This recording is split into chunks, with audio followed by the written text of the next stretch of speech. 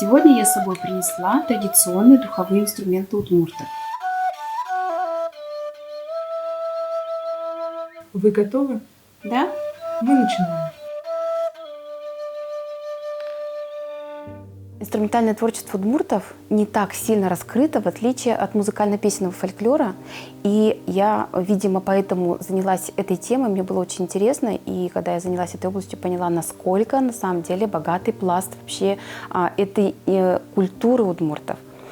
Ну, сегодня я принесла духовые инструменты удмуртов. Почему? Потому что именно они представляют архаичный пласт. Об архаичности инструментов также говорят их названия, потому что все они – шулан, чипсон, гумы, пеллян – все они связаны с прапермской основой и говорят о действии инструмента, то есть что делают на этом инструменте, а именно свистят. Собственно говоря, и шуланы свистеть, чипсыны свистеть, разливаться трелью, пелляны – это тоже свистеть, но есть еще другое значение этого слова – это заговаривать пелляны, то есть связано с знахарской такой практикой.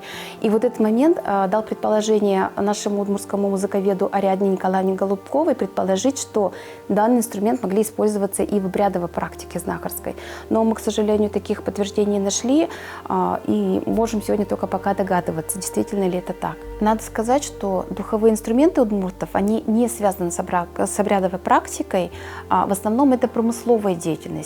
Это охотничество, это пастушество, которое пастушество, оно генетически, в общем-то, вышло из охотничества. Первые инструменты, они связаны с охотничьей деятельностью удмуртов, и их основная функция – это скрыть человеческий голос в лесу, то есть если охотник оказался в лесу, он должен скрыть свою человеческую сущность, в чем ему помогали музыкальные инструменты. Первое, второе, конечно, это заманивание того зверя, животного, птицы, на которого в данный момент идет охота. И таким инструментом является удмуртов рябчиковый манок, называется щала-чипсон или щала-шулан. И сегодня его прототипом можно назвать вот этот инструмент, который называется батьпу-шулан. В данном случае он сделан из ивы и является уже частью детского звукотворчества. Изначально он делался из веток липы. И этот инструмент сегодня в некоторых районах еще можно найти, можно обнаружить, его дети делают, но чаще всего делают взрослые для детей. Следующие инструменты, они уже генетически связаны с пастушеской деятельностью и перешли, собственно говоря, тоже, можно сказать, от охотников. Из всех инструментов, которые сегодня представлены здесь, моим самым любимым инструментом является ухи-гумы. Ну, во-первых, это связано с тем, что я его обнаружила в экспедиции. Это был 2004 год, деревня Новый Интим Кесского района. Для меня это было, конечно, шикарное открытие. И не только для меня, это вообще было открытие для нашего научного мира удмуртского. Название его связано с растениями, из которого оно делается, дудник или дяги лекарственный. То есть здесь два вида принесла специально показать, потому что вот этот сделан из уже сухого растения, это еще из свежесрезанного. И это причем связано с предпочтениями самих исполнителей, потому что кто-то предпочитал звук сухого инструмента, а кто-то предпочитал звук из свежесрезанного растения. То есть здесь качество звука у них определялось каждого по-своему. Это очень интересный инструмент. Почему? Потому что его тут же изготавливали, попользовались, так скажем, да, и его могли тут же выбросить, потому что действительно инструмент недолговечный, материал недолговечный, легко ломается. И другое название этих инструментов еще существует – это сезонные инструменты. То есть они на сезон изготавливаются и уже по истечении какого-то времени они, собственно говоря, выбрасываются. Худяков Евгений Андреевич, который, к сожалению, сегодня уже ушел из жизни, изготовил мне эти инструменты, он мне их с радостью отдал, подарил. И им же был модифицирован инструмент с новых материалов, который сделан из резинового шланга. Я этот инструмент попробовала на звук, он мне очень понравился. Очень нежный, очень замечательный, очень плавный звучание этого инструмента. И я, собственно говоря, уже заказала его мастеру, и для меня сделали такой инструмент под материал этого инструмента. Демин Дмитрий, мастер из города Петрозаводска, сделал мне замечательный инструмент. Наверное, отличие его, прежде всего, это в длине инструмента, да, надо сказать, и то, что здесь уже имеются игровые отверстия, что, конечно же, облегчает прежде всего звучание инструмента, потому что инструмент очень сложный в звукоизвлечении, и он подвержен воздействию окружающей среды, то есть в зависимости от того, какой воздух, да, то есть сырой, влажный, и от этого звучание инструмента меняется. А наличие игровых отверстий, оно, конечно, стабилизирует звучание инструмента.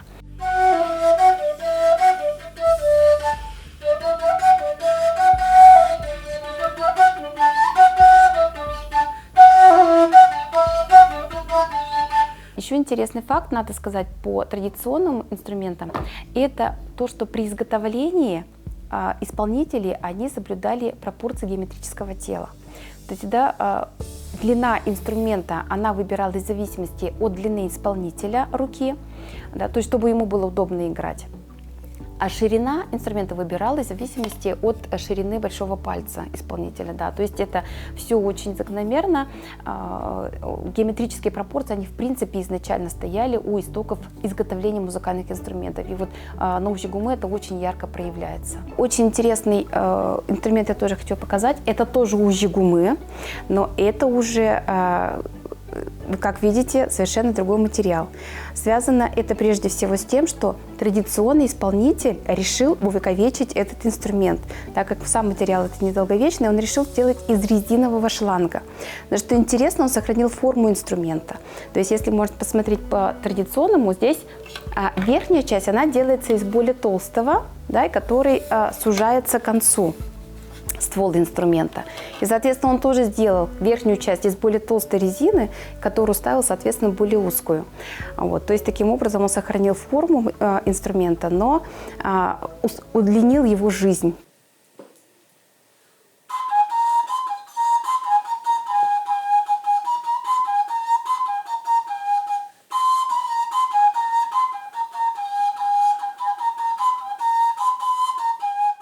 Тоже пастухи делали очень интересный инструмент, тоже называется шулан. Чем он интересен? Здесь один конец закрыт естественной перегородкой растения, другой конец открытый, и делается продольный срез. Когда растение свежесрезанное и вдувается, то вот с помощью передвигания вот так вот пальцев меняется звук инструмента, высота инструмента, и, собственно говоря, можно сыграть такие какие-то несложные мелодии. Детям очень нравилось. Тоже это делали, кстати, и пастухи, и подпасынки, которые ходили вместе с пастухами послушать. И инструмент был действительно очень интересный.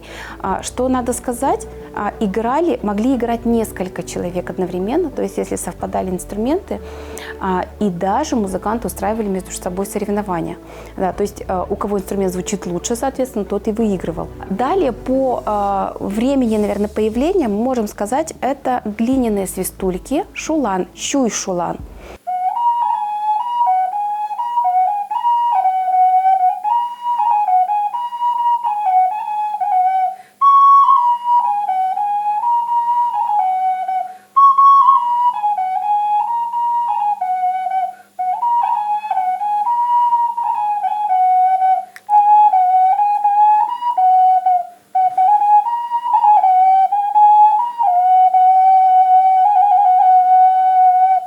Делались они из красной глины и делались в виде птиц.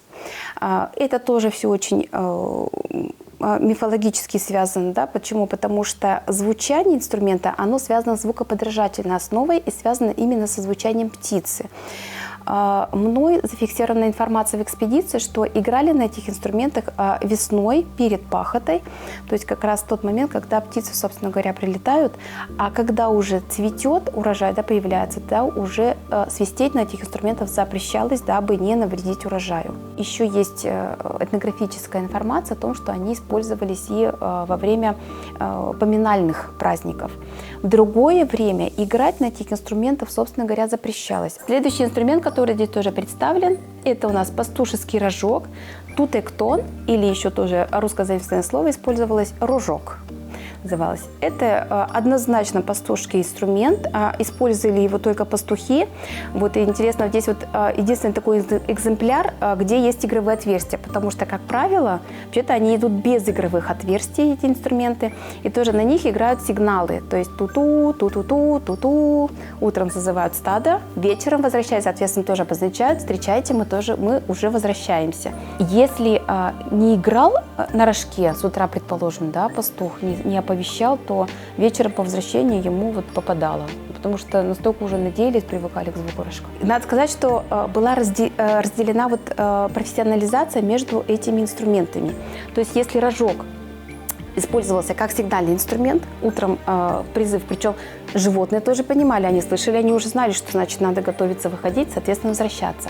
А когда пастух сам уже во время пастушества отдыхал, коровы там паслись спокойно, он играл на ужи гумы. То есть это была такая музыка для души, музыка для себя, можно сказать, о чем, собственно говоря, свидетельствует и звук инструмента, потому что флейтный инструмент более нежный, более спокойный. То есть это даже своего рода была, наверное, такая психотерапия для самих животных. То есть они спокойно, мирно паслись, соответственно, набирали побольше молока. Здесь еще представлен такой инструмент у меня. Это язычковый, называется соломенная свистулька.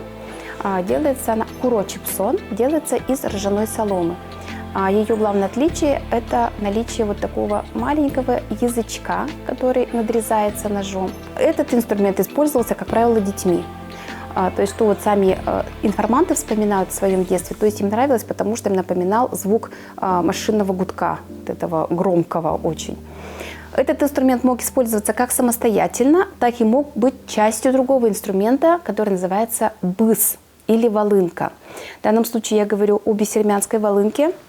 В этом случае инструмент использовался как пища, который вставлялся в мелодическую трубку, и за счет этого вот создавался такой немножко гнусавый звук у волынки. В принципе, представить возможно, потому что звук волынки, собственно говоря, у всех народов он практически одинаковый, потому что идет вот этот язычковый носовой гобойный призвук. Другой не менее уникальный и не менее архаичный инструмент удмуртов – это чипчерган. Вообще его уникальность состоит в том, что это в мировом масштабе, наверное, инструмент, который встречается только у 2-3 племен, буквально 2-3 этносов, вернее сказать, да. Это удмурты, это наши соседи коми.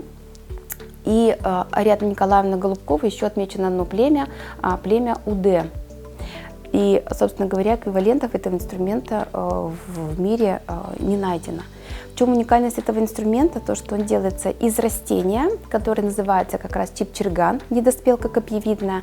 И ее отличие в том, что у нее полый стебель, ствол внутри. Вот, и делается длиной 1,5 метра. И для усиления звучания в конце инструмента еще делается раструб из рога инструмента, из рога животного, либо из бересты. Интересный прием игры, потому что играется он не путем вдувания в трубку, как обычно у всех инструментов, да, а путем втягивания в себя через плотно сжатые губы. Но, к сожалению, игра на этом инструменте уже у нас давно утеряна. Но последние записи были сделаны примерно в середине прошлого столетия. Услышать мы, по крайней мере, еще это можем, но уже, к сожалению, увидеть не получится. Можем лишь представить. Интересно, что звучание этого инструмента напоминает курлыканье лебедя. И об этом нам говорит еще и название коми народа, потому что аналогичный инструмент у них называется ющпэлян, то есть лебединая дудка, то есть как раз непосредственно связано с той птицей, звукоподражание которой отражается в звучании этого инструмента. Основное время или основной сезон звучания этих инструментов – это, как правило, весна. Почему весна? Потому что весной делаются из веток деревьев инструмента, да, когда очень активное сокодвижение, либо это конец лета, когда созревает растение, из которого изготавливаются инструменты. Летом на этих инструментах играть, как правило, запрещалось. Почему? Потому что считалось, что земля она ждет всхода, ждет урожая, и как беременной женщину нельзя пугать, так и землю, которая считается в этот момент беременной, нельзя пугать громкими, звонкими, яркими звуками. Поэтому в этот момент играть на этих инструментах не разрешали.